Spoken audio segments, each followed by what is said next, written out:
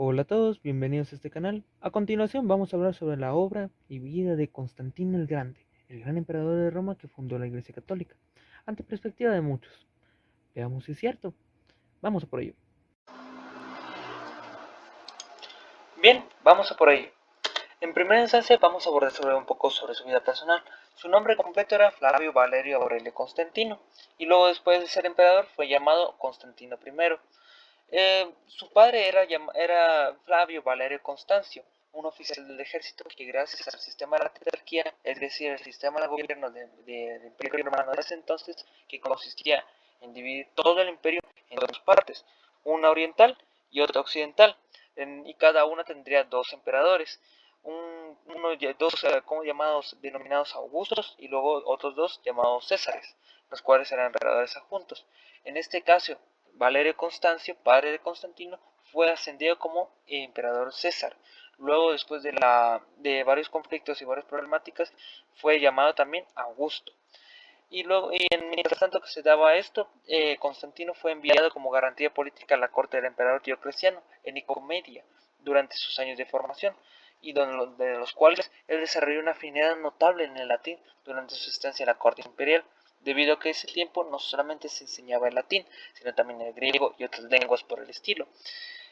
Pero él siempre demostró más afinidad a este idioma, lo cual desembocó en muchas implicaciones políticas en el futuro, debido a que este se volvió el idioma del imperio, y se convirtió también en uno de los hombres más fuertes en el imperio de Occidente. Y pues después de la muerte de su padre en el 306, él, gracias al ejército, se logró nombrar emperador autócrata, lo cual era ilegal en ese tiempo, debido a las leyes de la tetrarquía. Mas él básicamente se aferró con uñas y dientes al puesto y al poder, y empezaron varios conflictos, entre ellos el que se dio, y uno de los más importantes en la vida de Constantino, en el año 302 después de Cristo. Básicamente él se estaba enfrentando, a punto de enfrentarse contra su enemigo del lado oriental, Magencio. ¿Y por qué? Porque el que ganase ese enfrentamiento iba a tener básicamente la oportunidad, y no solo la oportunidad, sino la posibilidad de tomar el poder de todo el imperio romano, tanto occidental como oriental. Pero aquí pasó un evento muy interesante en su vida, la visión. Antes de la batalla del puente de Milvio, esta batalla de la que estoy hablando, Constantino relata haber orado al Dios único y supremo, y tras haber tenido una visión de una cruz llameante con unas palabras muy interesantes: conquista con esto, y que Cristo se le apareció en sueños mostrándole el signo Shirrio como protección, básicamente una cruz en la cual tenía una X y una P. Esa señal básicamente fue uno de los primeros signos de iconografía cristiana, y entonces, viendo esto, Constantino lo incorporó a su armada, lo cual, interesantemente, pues de algún u otro modo, ya sea por coincidencia o porque en efecto por casualidad, logró derrotar a Magencio y tomó posesión en Roma, y lo juró en ese momento servir a su nuevo dios. Y luego, un año después, acordó en el 313 con Licinio el edicto de Milán, el cual aseguró la libertad para los cristianos de reunirse y practicar su culto, poniendo fin a las persecuciones. Luego, después de unos cuantos años, él se enfrentó a su compañero Licinio, que dominaba la parte oriental del imperio, y él lo derrotó en el año 320. Después de esta victoria, se convirtió en el único emperador de todo el mundo romano, y después de varias cuestiones, él, debido a su puesto, tuvo que asistir a uno de los eventos más importantes de la iglesia en ese entonces, el cual fue el concilio de Nicea. La razón de este concilio fue muy interesante. ¿Por qué? En ese tiempo el cristianismo, a pesar de que se estaba proclamando como la única religión del imperio, no era una sola religión, sino que había varias versiones de la misma. Y ahí se dio un enfrentamiento muy interesante, el de los arrianos y el de los trinitarios. Ambos hablaban sobre una diferente concepción de cómo veían a Cristo, mientras los trinitarios veían a Cristo como también Dios, y básicamente la misma naturaleza que Dios Padre, Hijo y al Espíritu Santo. Los unitarios o arrianos, ellos no veían a Cristo de esa manera, sino como lo veían como un ser inferior y diferente al Padre. Y esto, aunque sería una cuestión hasta cierto punto superficial en muchos ámbitos, no lo era para nada en ese momento. Era parte y fundamento de la fe cristiana.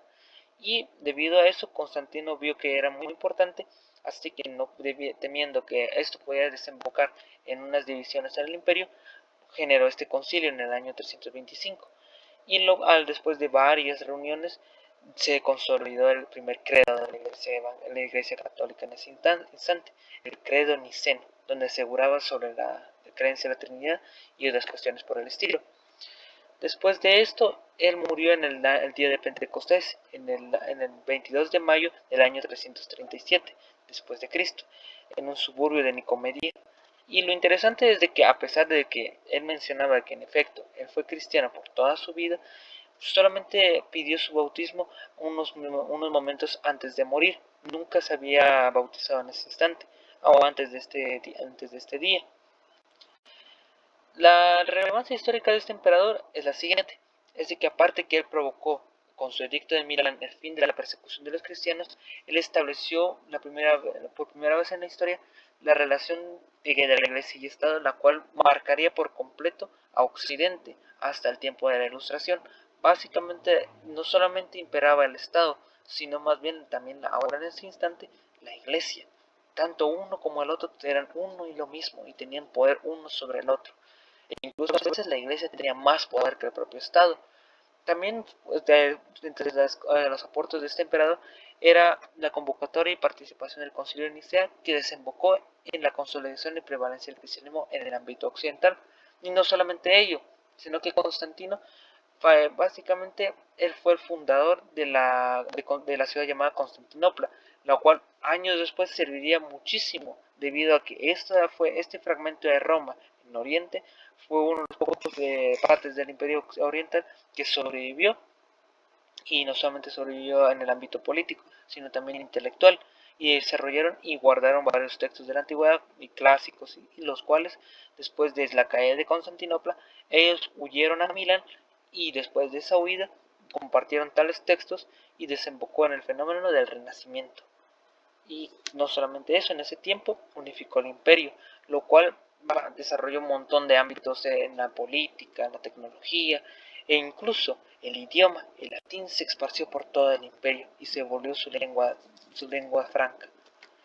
Muchas gracias y bueno, volvemos al video. Y eso sería todo por el instante. Se despide Isaac Alvarado. Y recuerden, lo que es y nosotros juntos tejemos nuestro destino. Hasta la próxima.